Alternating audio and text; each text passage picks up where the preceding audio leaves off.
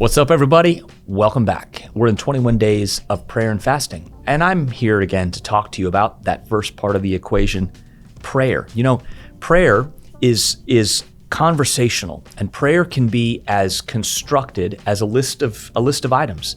I have approached my prayer life with God with a list of items and gone, today I need to talk to you about these things. At the same time, it can be as unstructured as simply sitting back and hearing from Him. Now, I recognize for some of you, you go, Chris, that's not good enough.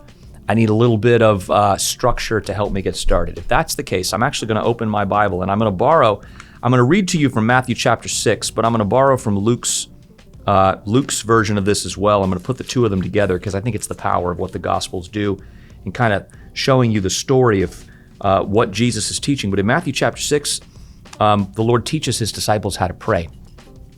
Matthew chapter 6, and in the back half of verse 9, He actually says, "Pray then like this, Our Father in heaven, hallowed be your name." The beginning of this prayer form I'm going to lead you through in the next 90 seconds, is the prayer of the Lord's Prayer. And the prayer of the Lord's Prayer begins by worshiping Him, putting Him in His rightful place. Our Father in heaven, hallowed be your name. Worthy is your name.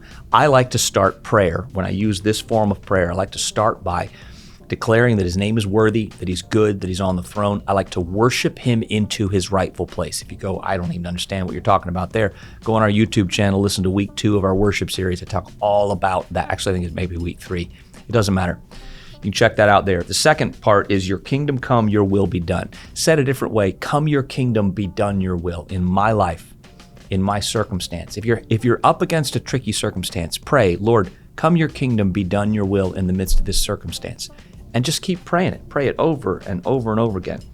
On earth as it is in heaven. Come your kingdom, be done your will in my life, on earth as it is in heaven. The next part of the stanza says, give us this day our daily bread. Ask Him for provision. This morning I prayed and said, Lord, I need wisdom for this meeting I'm about to have. I need your provision for this meeting. And He met me. He responded.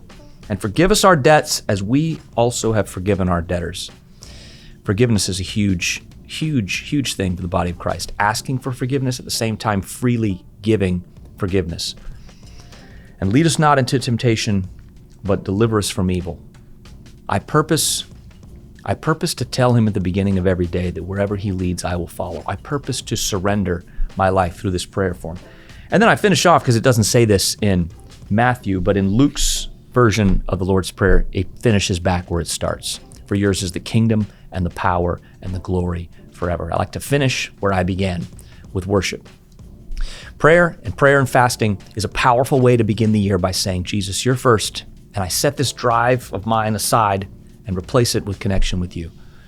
Can't wait to continue this with you, and maybe, hopefully, see you at the Cliffdale site tonight for our first of our prayer nights. See ya.